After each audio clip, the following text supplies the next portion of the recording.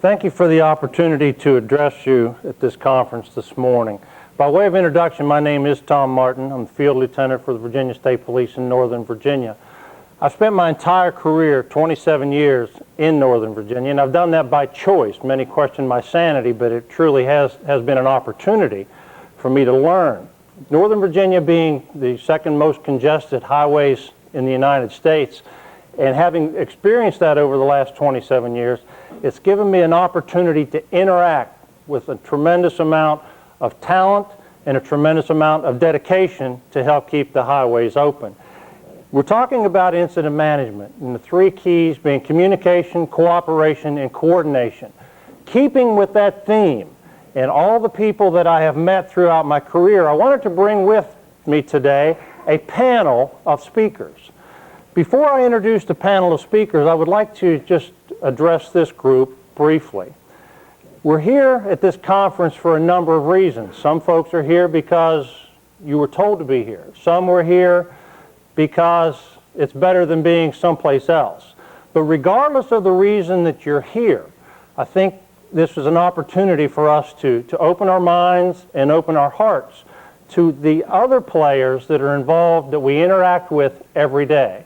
So the panel that I'll bring forth today, we've asked each individual person to identify themselves, state the reason that they're at this conference, state what they hope to learn from this conference, and just give a brief outline of what their responsibility is at the scene of a highway incident.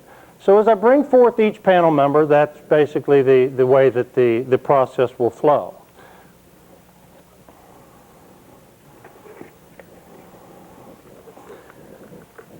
My name is Pete. I am VDOT. I design the roads, I build the roads, I maintain the roads, I pretty much own the roads. So if it happens on the road, I'm in charge. The reason that I'm at this conference today is perhaps to learn from the organization as to why, when I receive gazillions of dollars from the federal government every year to do pretty much whatever it is I choose to do, we receive little respect when we're responding to an incident. What I would like to have happen is emergency legislation putting red lights and sirens on my yellow trucks.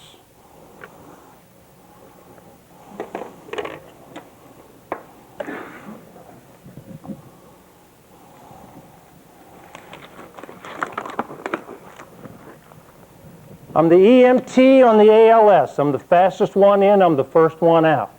If it's bleeding, bruised, dizzy, or dazed, I'm in charge. I've been doing this for a number of years, and I have several issues that I would like to address to this conference. One being why, when I respond to an accident scene, I've extricated my patient, I have them tied to a backboard, I have the IVs started and the ringers lactated. As soon as I'm ready to load that patient, I'm approached by a trooper who asks my patient, "May I see your driver's license and registration card, please?"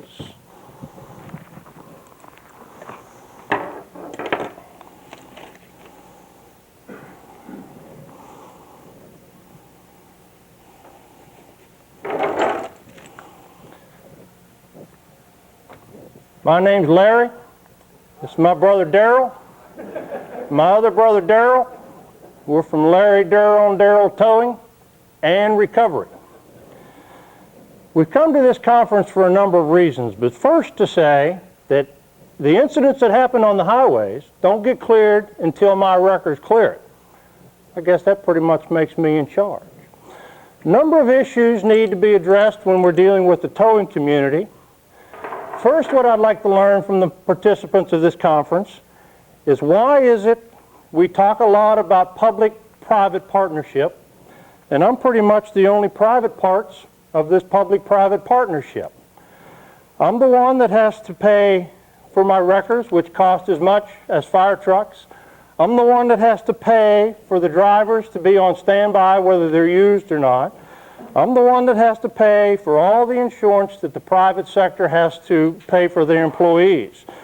The question comes as to why, if I'm the private part of this public-private partnership, am I the last one called, told what equipment to bring instead of what the problem is? Why, if excuse me, being the last one called, I'm criticized for when I get there late, and the first call that I get when I get back to my shop is why I have charged so much.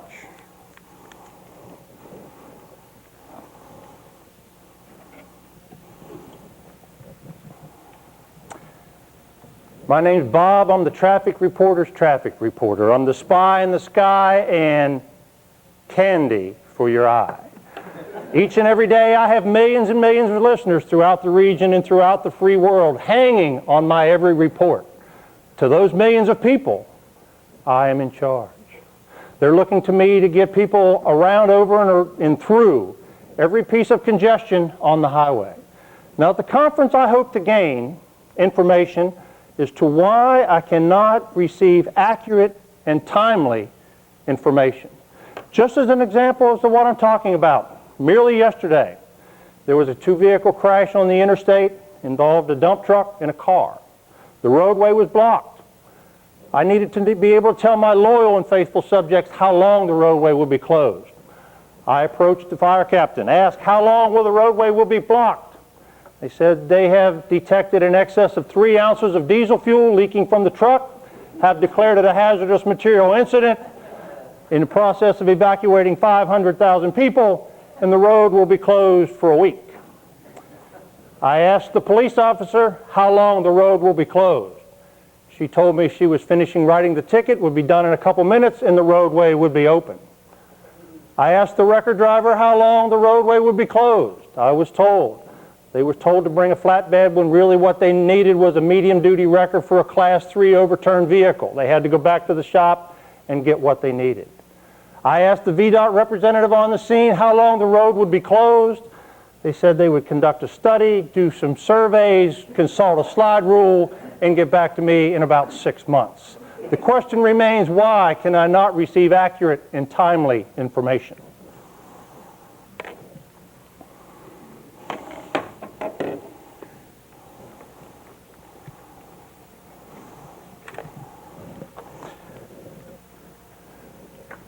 My name's Jerry.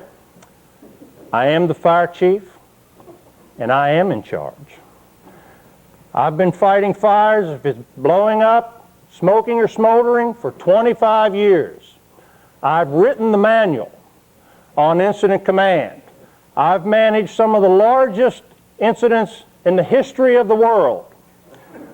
The question that remains today, as to with all my experience of saving children and kittens, why, when it comes to highway incident management, does everyone feel compelled to tell me how to do my job?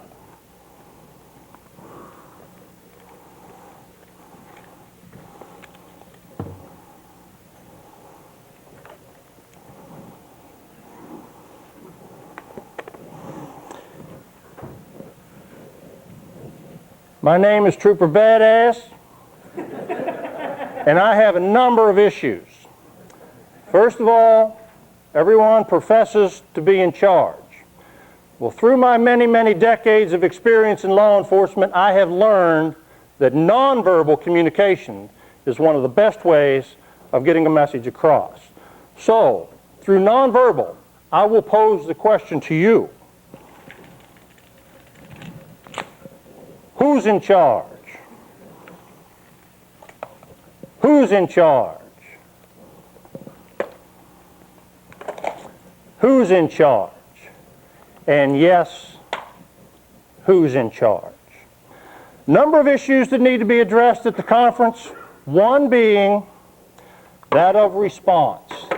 The question remains is why, when we have a highway incident, do we respond 13 pieces of fire apparatus from 7 different directions, and we get there, we park every one of them sideways in the road? And Jerry, please do not tell me it's because you have the most and the biggest toys.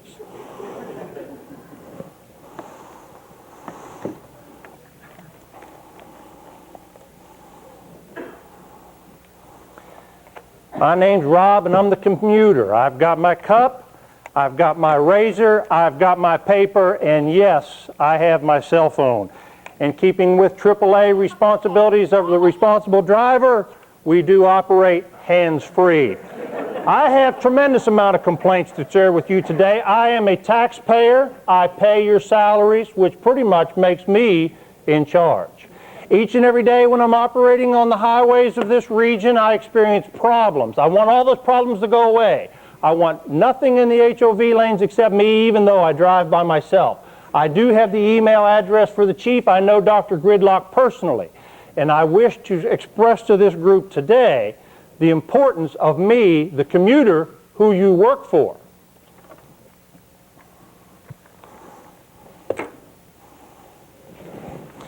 My name is Gary. I'm your congressman. Each and every one of you is in charge. I appreciate the job you do. I experience the problems you face out there every day. Believe me, I feel your pain. I want you to know that I'll do everything in the world that I can do for you. If I'm reelected, the budget will be no problem. You'll have everything that you have.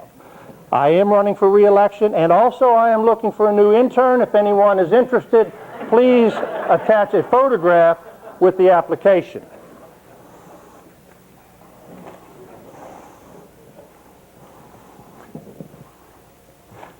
Folks, I'd like to thank the panel members for coming up here today and sharing with you their responsibility and sharing with you their concerns that they have. A number of issues have been addressed by each one of the panel members that have come up, and the primary one is they're all in charge. Well, the reality of it is, who is in charge? The question remains, does it make any difference? It's not about the person. It's about nothing more than the hats. It's all about hats. It's not about the individual. It's not about the rank. It's not about anything other than the hat that you wear. The hats are the critical part. We are not the critical part. Who is in charge? The better question is, who is in charge of what? Do we want people who do not have the expertise in a certain field making the decisions for the others? Probably not. Picture yourself as the victim. Who do you want tending to your problem? For example, if you're injured in an automobile accident, do you want the crash truck to roll up, 2 EMTs jump out with medic bags and rush over to your aid, or do you want a trooper to jump out with his Band-Aid and rectal thermometer to come to you? Probably you want the person wearing the right hat to do the job. That's got to be our focus. When we remember that we're all wearing a hat, and we remember that other people in their hats also have the responsibility, it aids us in answering the question, who is in charge of what? When we look at the overall process of that of incident management, we know that it's got to be coordination, communication, and cooperation. If we have all three of those as equal parts of a triangle, we have an excellent incident management process. But I profess that all parts are not equal until we have the coordination, communication only backed up by our cooperation. It has to start with cooperation. When we look at all the hats that have to be players in mitigating an incident, we know that there are many, many factors.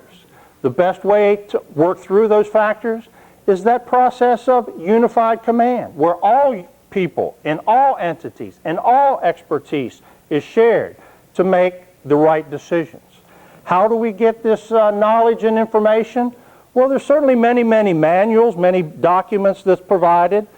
Certainly from the National Fire Academy, many incident management, incident command, and unified command classes are offered. The incident command structure itself, the manual, provides much, much information. Incident management by the American Federation of Trucking. Trucking Association is very interested in how we manage our incidents. The I-95 Corridor Coalition provides us with incident management response and incident management information. The International Association of Chiefs of Police provide us with a document for training on unified command for law enforcement. But there's many, many other books that provide us the information we need. But over the years, I've found that there is one book, one incident management manual that's critical for all of us to follow, and that is this one. All I really need to know, I learned in kindergarten. If we follow what is professed in this incident management manual, all the hats will become one in understanding and mitigation. I'll share with you just a few of the highlights of what each of us learned in kindergarten. Perhaps we have forgotten.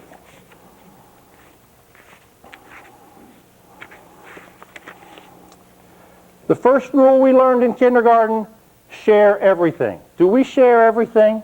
No. We're adults. We don't share anything. We certainly don't share information. We don't share time. We don't share many, many things. But we learned in kindergarten the importance of sharing everything. Incident management rule number 1. The next, play fair. Do we play fair? No. We're adults. We don't play fair. We don't have to play fair. We're wearing our hats. When we're wearing our hats, we're important. We're individuals. We don't need to play fair. Incident management rule number 2, we learned in kindergarten, play fair. Number 3, this was in there strictly for law enforcement, don't hit people. Put things back where you found them. We could all learn a few lessons from that. Clean up your own mess. I don't know that we're very proficient in that. Don't take things that aren't yours. All these pertain to that of incident management. Say you're sorry when you hurt someone. Do we do that as adults? No, we don't do that. We don't do that in our personal lives. We certainly don't do that in our professional lives. If we offend someone else wearing a different hat than ours, do we ever go back and say, I shouldn't have done that, I screwed up, maybe we can do it better next time? We don't do that because we're adults. We have pride, we have egos, and we have big hats. But once upon a time, we learned. Say you're sorry when you hurt somebody.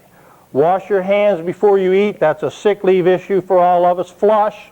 Good rule. Warm cookies and milk are good for you. Law enforcement side, 7-Eleven coffee and donuts. Live a balanced life. Learn some, think some. Take a nap every afternoon. The more age I have, the more important that's becoming. But this last one, when you go out into the world, watch out for traffic, hold hands, and stick together. That hold hands part, personal preference, don't ask, don't tell. But the rest of the information, when you go out into the world, in which we do every day, watch out for traffic. It's critical to our safety. And stick together. This is one of the areas that we've lacked over the years. It's one of the areas that all of us, through communication, coordination, and cooperation, can make our sticking together much, much easier, make our incident scene much, much safer, and make the process of cleaning up the traffic messes that occur each and every day much, much greater. With that, thank you for your time and attention. It's been a pleasure for me to address you today.